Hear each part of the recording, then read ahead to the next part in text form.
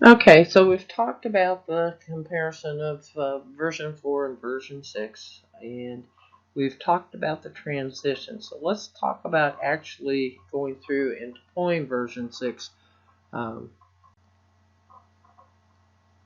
with that, when we look at the IP version 6 deployment, it's going to use a network layer or a routed protocol differently than the IP4 deployment does.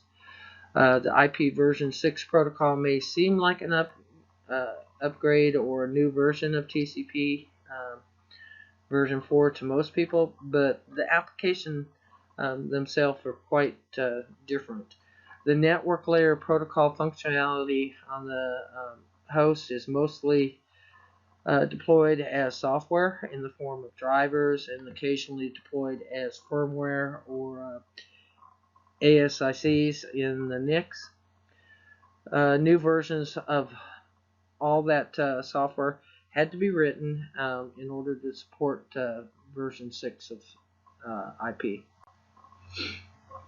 IP version 4 is mature, and most IP4 drivers are reliable um, and relatively defect free. Uh, Looking at IP version 6, then it's coming into popular use, and it may require more troubleshooting and patch cycles to get up the same speed as version 4. IP version 6 deployment planning includes the creation of a success criteria, which are the results that signal that a successful deployment has occurred. You must also make the architecture decisions, determine which migration technologies you're going to use, and then create a checklist that's going to be complete. So you have to stop and look at when you're approaching this. Why are you actually deploying version 6? To answer this question, there's usually a significant impact on how and what you deploy. The reason for deploying IP version 6 may determine your due dates, your project funding. Um, if, example, you could have a lack of addresses that is driving the deployment.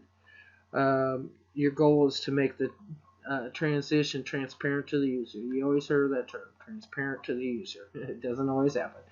Um, if the reason for rolling out IP version 6 is because it's enterprise wide, requires new features such as mobility, you could also need to modify test procedures to include the new functionality.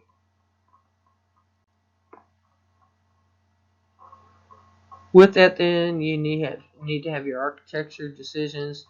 They may include the following: the IGP or the EGP, external connections, router hardware, software selection, addressing schemes, stateful versus stateless address configuration, your quality of service, your security tools, other hardware such as your firewall, load balancing, and so on.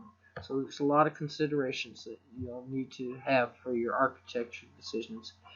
Um, Migration techniques are going to include looking at tunneling, transition, dual stack, or a combination of all these different techniques and phased migration. So with that, then you're going to create a checklist of tasks to accomplish during the IP version 6 deployment. The checklist is going to include the following tasks at a minimum.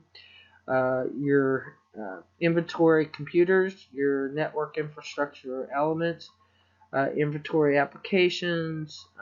You're going to acquire IP version 6 addresses, work with the providers to remediate software and services. You're going to create a test lab. You're going to update your routers. You're going to update your virtual network devices. You're going to upgrade your DNS servers and then update your DHCP and also update your tools. In many cases, especially if you're looking at a larger environment, It's important to establish the IP version 6 test lab or pilot network before deploying the IP version 6.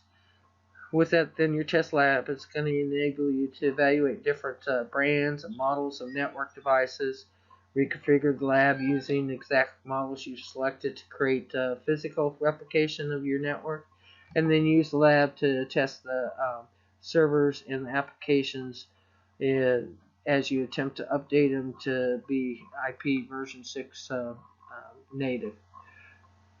So that gives you a good idea of what you're looking at when you're actually planning out and getting ready to deploy IP version 6.